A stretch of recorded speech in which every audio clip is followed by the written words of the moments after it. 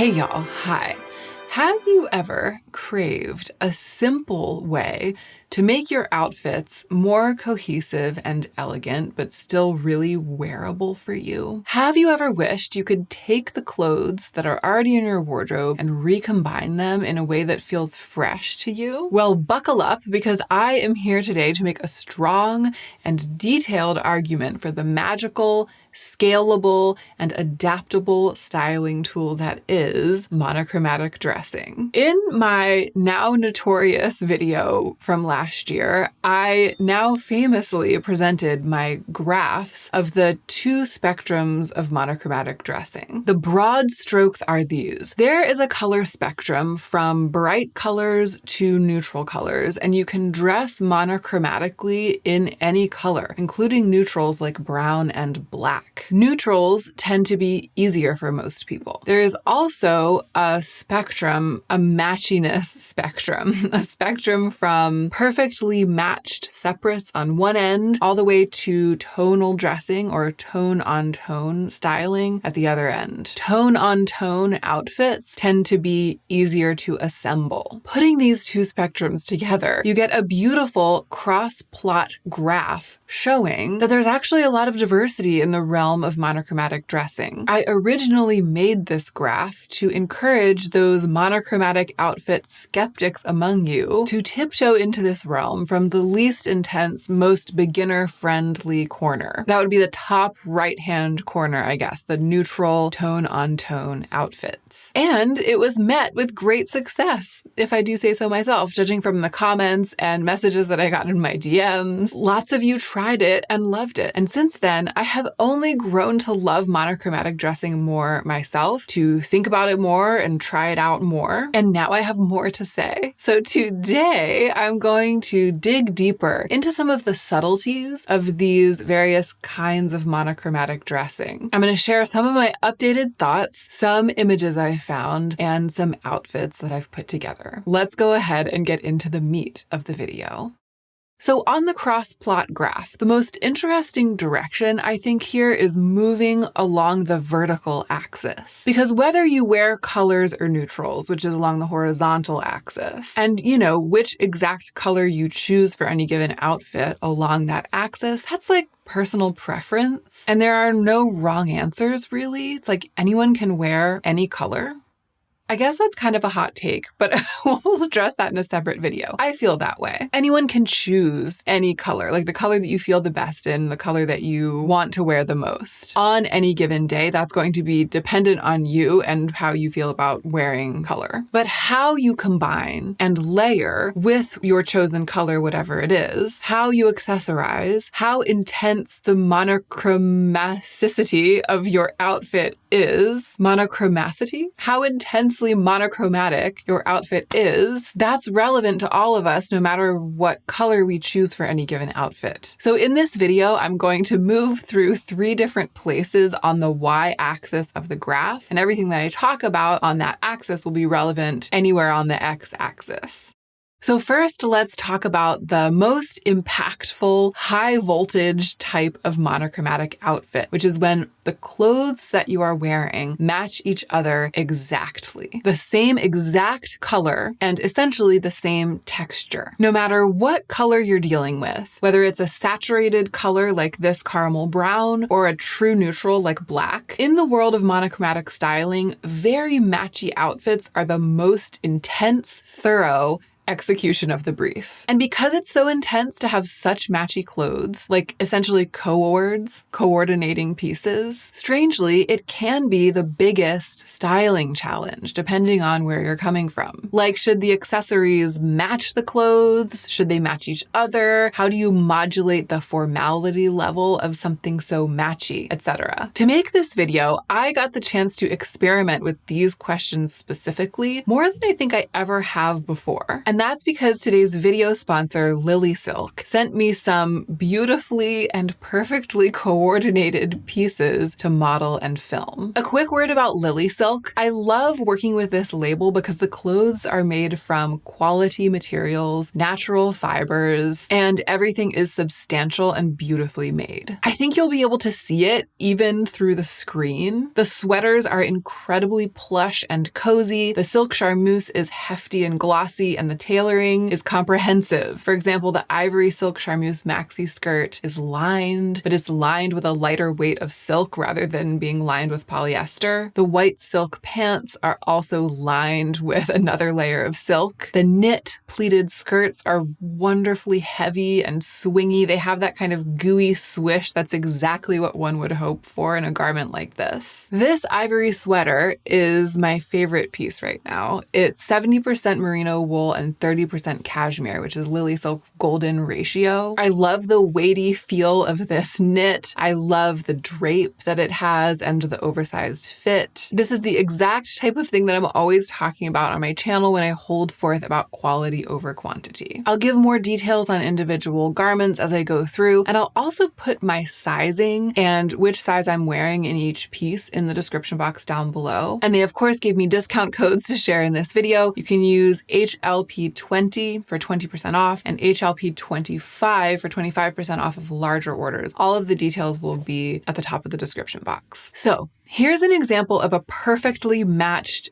outfit. This sweater and skirt from Lily Silk. They're both made from ultra-fine merino wool, and they're both in this gorgeous caramel color. Even though the top is lightweight and ribbed, and the skirt is heavier and pleated, the fabrics are knitted with the same yarn from the same brand, the same dye color, right? It's essentially a matched set. The same goes for these black crepe de chine pants and this draped blouse. They match so well that it looks like a jumpsuit, even though it's separate. So we're talking about how to style outfits when you have two pieces that match this well. The benefit of a perfectly matched set like this, when the color, texture, and formality level of the garments are exactly the same, is that it's easy. You get a very polished and intentional feel. You don't have to stress, and you can wear the pieces separately at other times, mixing them with other garments, so they're highly versatile. But the prospect of wearing them together can feel like a lot to some people. So how do you style them in an unfussy way? My tip for effortless accessorizing here is to accessorize with a contrasting color. So choose a color for your accessories that does not match the garments that match each other. So you can see I didn't style the caramel set with a brown bag and shoes. I styled it with black accessories. Because the sweater and skirt match each other perfectly, adding different browns in the accessories I think would make the look feel less crisp and a little more labored. The exception to this, though, is all black. I think black accessories always go with black clothes. So obviously the black crepe de chine draped top and pants with the black shoes and bag, that looks fierce. But even with this white wool suit, and you know, a suit is the epitome of a matchy-matchy outfit. Even with this white wool suit, I went with black pumps instead of white or cream because the matchiness of the suit is so contrived. I don't want to match the accessories too on top of that. Another thing that can soften the hard edges of perfection in a monochromatic outfit where the top and bottom match perfectly is to mix formality levels. So with this outfit, for example, the sweater and the suit pants are both ivory wool. They're both by Lily Silk, so they match exactly in color, and they're both soft woolen textures. But the sweater is more casual. It's slouchy, it's oversized, whereas the pants are the bottom half of a suit. So it's very easy to wear, even though it matches perfectly in color, in texture. The overall look is effortless. And again, the accessories contrast with the clothes, but match each other to keep it all super cohesive and clean. In this case, I feel the sweater is really the hero piece. It gives the whole outfit a sense of effortless chic, even though the shoes and the bag are so sculptural and the pants are so formal. This is honestly one of my favorite outfits of the year so far. I loved it when I put it together. I love having it on. So when you are assembling a monochromatic outfit and the clothes that are your starting point actually match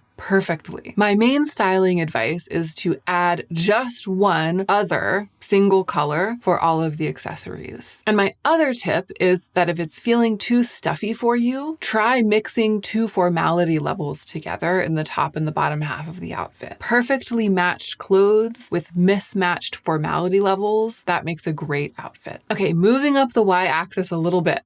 Another way to execute a fully monochromatic outfit with matching colors, but to breathe some life into it and some dimension, is to match the colors exactly in the garments that you choose, but vary the textures as dramatically as possible. Example outfit number 1 for this. Here the color is black, the easiest color to play with and the least scary starting point. Just throwing that out there in case you're one of these people who's afraid of monochromatic dressing. Black is a great place to start. And even though both garments are silk in this outfit, there are 3 different distinct textures in the clothing alone. The matte crepe silk of the pants, the shiny silk charmeuse of the blouse, and then the sheer silk organza of the sleeves. And you can see it's monochromatic, but it's really dimensional. In this case, I feel like the silhouette and the textures are so strong that the fact that it's all black is actually what's making it feel effortless instead of difficult to pull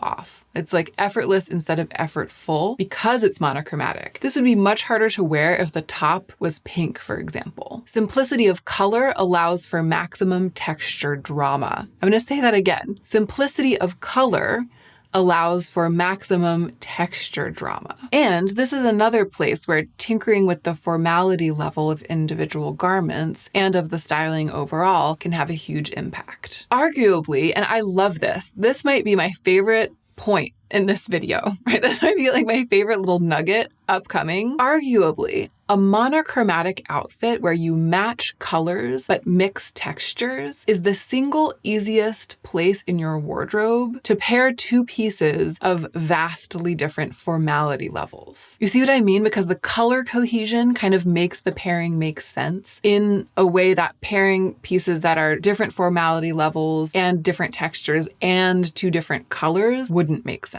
It's like, why is she wearing that casual sweater with that formal silk skirt? Well, they're both ivory. So it's an outfit, right? They go together. And then you can take this outfit into a more casual space. And when you do that, the sweater paves the way for the silk skirt to make sense, especially if you use accessories to dress the whole thing down, like a flat shoe. Or you can take this same outfit into a more formal space, in which case the formality of the skirt elevates the outfit and paves the way for the sweater. And of course, that works even better if you use accessories like heels to establish this even more firmly as formal wear, right? A monochromatic outfit where you're pairing pieces that are the same color but different textures, that's the easiest place to mix formality levels between pieces. And like I said before, a great recipe for an outfit. If you are trying ever to pair 2 pieces that are the same color but different textures and you're struggling because even though they aren't perfectly matched, it all still feels a little too contrived for you personally. If it's feeling too put together, try dialing it down with styling. For example, the simple act of leaving a shirt untucked. It makes an outfit less formal and makes the monochromatic aspect of the outfit feel less forced. So if you're struggling with a monochromatic outfit feeling overdone, or if the reason you never wear monochromatic outfits is that you fear you will look silly or like you tried too hard, try it, but do something to make the styling less formal. Unbutton, untuck, lose the belt, etc. And of course, you can always go with the softening trick for cohorts and reach for contrasting accessories. I love the way this white outfit looks. The blouse is crepe de chine, a matte silk. The pants are wool suit pants. Both are ivory. The colors match exactly, but the textures are really different. Of course, it looks very sharp tucked in with the black belt and shoes. I'm not arguing with that, but I could see this outfit feeling really buttoned up for some people, especially if you have only a medium formal workplace or if you prefer more relaxed styling for you. So removing the belt and untucking the shirt, but leaving the black shoes, that makes it all super wearable and somehow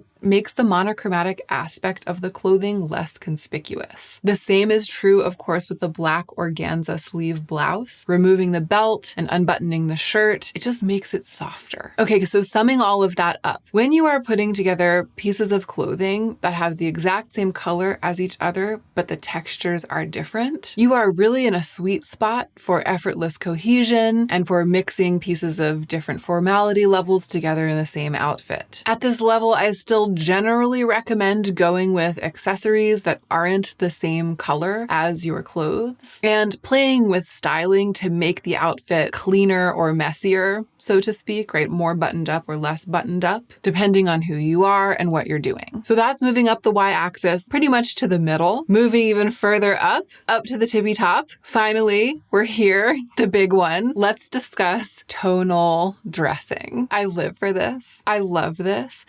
The easiest in many ways, but also for some people the least straightforward. And also for some people, I think the most intimidating, because some of us grew up with this idea that if you have two garments and they are both, say, green, but the greens don't match exactly, then if you wear them together, it's going to look weird, look like you made a mistake. Well, I am here to tell you. Let me tell you how to make it not look like you made a mistake. The number one trick here, I think, is to finally, after all we've been through today, finally incorporate the accessories into the color palette of the outfit. When you are layering different textures and tones of a single color with your clothing, you begin to get this multifaceted artistic effect. And when you start going down that path, more is better. Two different shades of brown, like the caramel sweater with Lily Silk's green silk pants, they suit each other better and make even more sense together with a brown bag, brown shoes, warm brown sunglasses, all in slightly different shades of brown. Here, there's nothing in the outfit that matches exactly, but there's also nothing in the outfit that isn't brown. No black belt, no black shoe, and those two absolutes balance each other out and make it work. Again, the two absolutes are, there's nothing in the outfit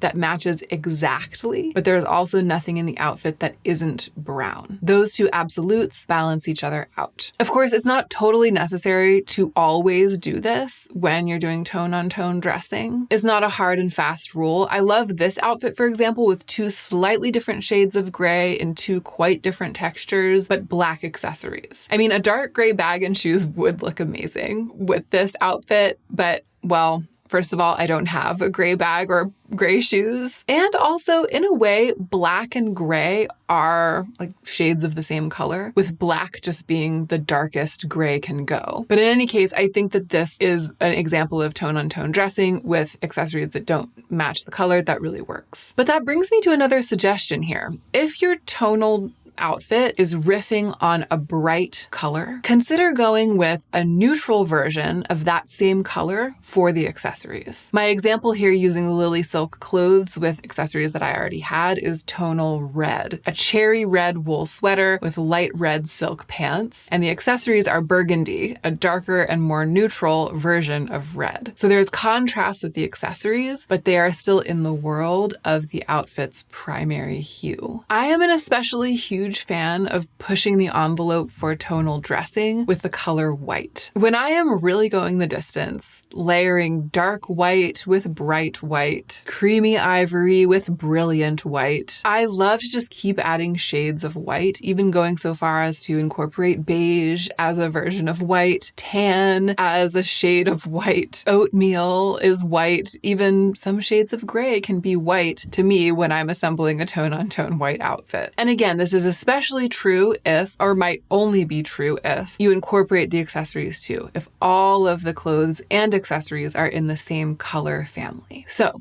recap in broad strokes. With coords, with coordinating sets, a single contrasting color for all of your accessories. With matching colors but contrasting textures, you're really in the sweet spot. Accessories can honestly be more flexible. With tonal dressing, the strongest move is to bring in accessories that are in the same color family as your clothes. But these are not necessarily hard and fast rules. The important thing, I think, and this is what I hope the takeaway from the video video will be. The important thing is to have the concepts in play. So if your monochromatic outfit isn't working for some reason, play with the formality level in the styling, or switch one of the pieces out for something in the same color, but that's a more formal or less formal piece. If the accessories aren't working with it for some reason, try accessories that match the clothes instead of contrasting, or vice versa. What's going to work best ultimately comes down to the individual pieces and, of course, the context for the outfit that you're creating. But what I've found overall is that when you get into tonal dressing, tone on tone, there's more room for accessories in the single dominant color to work, especially if you go for a much darker or more neutral version of the outfit's dominant color, like burgundy accessories for red clothes, beige accessories for white clothes, etc. Thanks again to Lily Silk for providing the clothes that I used to style the outfits for this video so that I could truly, madly, deeply, finally explore these concepts on camera. I also wanted to throw in a side note about the breen silk pants, which are those unbelievably beautiful brown silk pants. I've had those pants for over a year. Lily Silk sent them to me to do a similar video last year, which I will link, of course. These brown silk pants have been such a staple for me. I wore them to holiday parties all through the end of the year last year. I wore them to the launch of my book on the day that it was published to give a reading on the stage of the Folger Shakespeare Library Theater. And I also recently took them to Palm Springs and wore them at a formal dinner with a bunch of other influencers. A true pinch hitter over the course of the year, that pair of brown silk pants. So yes, thanks to Lily Silk. Again, the discount codes will be down below. All of the pieces that I styled for this video will be linked. What a pleasure to get the chance to put these looks together. And I hope that this emboldens you to try something like this. Try your version of this in your best color at whatever spot on the y-axis of the graph works the best for you. Just try it. I love monochromatic dressing because I love it when simplicity and drama are in balance with each other in art and design. I feel like it's a hallmark of contemporary aesthetics, actually. Not minimalism to the point of something boring, not ironing all of the character out of a look or a makeup look or a piece of art, but streamlining certain aspects, like really streamlining certain aspects so that other qualities can shine. And in this case, we're streamlining the color story so that you can shine when you're wearing your clothes. I love it, but I know that it is potentially easier said than done. So hopefully this video has given you some practical tools for actually doing it. Thank you so much for watching and for being here with me today and spending this time with me. And don't forget to take extra good care of yourself so that you can be the most effective version of yourself as you do your work in the world.